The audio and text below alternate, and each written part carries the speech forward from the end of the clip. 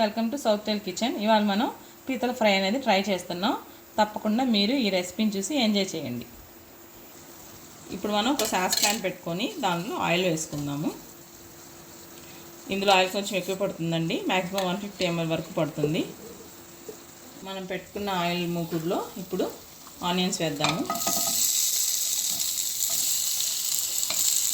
నేను ఒక 2 నుంచి 3 పెద్ద ఆనియన్స్ తీసుకున్నానండి.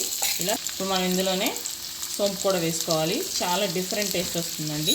ఇది చెట్నాడు స్టైలు, చెన్నై చెట్నాడు స్టైల్ పీతల ఫ్రై అన్నమాట. జీలకర్ర కూడా,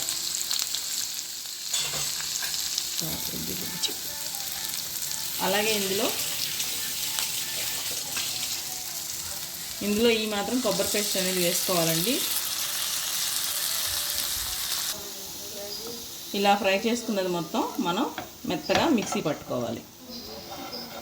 ఇందులో మనం ఉల్లిపాయలు వేసుకుందాం. ఇందులో కొంచెం కొత్తిమీర, కరివేపాకు వేసుకుందాం. ఇలా బాగా ఫ్రై చేసుకోవాలి, గోల్డెన్ బ్రౌన్ వచ్చే వరకు. ఫ్రెష్ గార్లిక్ జింజర్ పేస్ట్ వేసుకోవాలి, అల్లం చింతకాయ పేస్ట్. దీన్ని బాగా పచ్చివాసన పోయే వరకు వేసుకోవాలి. అన్నీ ఇందులో వేసేసుకుందాం. ఇలానే వేసుకుంటే చాలా బాగుంటుందండి, పెద్దగా ఉన్నాయని అనుకోవద్దు. ఇదిగోండి, నేను కేజీ క్రాప్స్ తీసుకున్నాను, 4 వచ్చాయన్నమాట. ఒక్కొక్కటి 1/2 కిలో ఉంది. 1 కప్ టమాటా ప్యూరీ వేసుకుందాం. అంటే ఒక పెద్ద టమాటా తీసుకున్నాను నేను. దాన్ని చక్కగా మెత్తగా మిక్సీ పట్టుకొని ఇలా వేసుకోవాలన్నమాట. దీన్ని బాగా కలుపుకోవాలి. ఇందులో ఈ మాత్రం ఉప్పు పడుతుంది. నేను ప్రస్తుతానికి కొంచెం వేసుకుంటున్నాను. ఒకసారి టేస్ట్ చూసిన తర్వాత మీకు రుచి ప్రకారం ఇంకా తగినంత ఉప్పు కలుపుకోవచ్చు.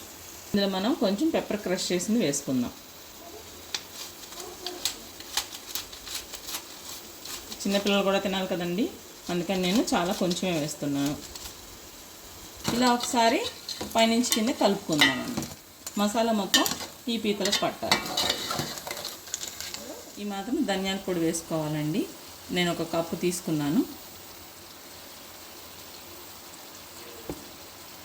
సాఫ్ట్ గ్రేవీ కోసం, అలాగే టేస్ట్ ఎన్హాన్స్ చేస్తుంది ధనియాల పొడి. ఇప్పుడు దీన్ని ఒకసారి పైనుంచి కిందకి ఒకసారి మళ్ళీ కలుపుకోవాలి. ఇంతకుముందు ఫ్రై చేసుకున్న ఆనియన్, అలాగే సోంపు, జీలకర్ర వేసుకున్న పేస్ట్ వేస్తున్నానండి. అలాగే కొబ్బరి కూడా వేసుకున్నాం కదా ఇందులో. మనం ఇంకా పైనుంచి ఎలాంటి కొబ్బరి వేయం.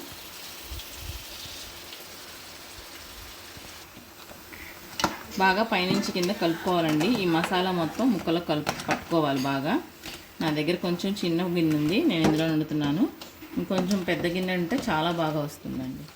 ఇప్పుడు మనం వేసుకున్న గ్రేవీ అంతా పచ్చివాసన పోయేలా ఉడికిపోయింది. ఇప్పుడు దీనిలో కొత్తిమీర, గరం మసాలా వేసి గార్నిష్ చేసుకుందాం. పైనుంచి కొంచెం గరం మసాలా, అలాగే కొంచెం కొత్తిమీర. రెడీ అయింది మన yummy yummy very very tasty crab fry. Friends మీకు కనుక ఈ వీడియో నచ్చినట్లయితే తప్పకుండా మీ వాల్యుబుల్ కామెంట్స్ని మాకు పంపించండి. అలాగే తప్పకుండా సబ్స్క్రైబ్ చేయండి. అలాగే ఈ రెసిపీని మీరు తప్పకుండా ట్రై చేయండి.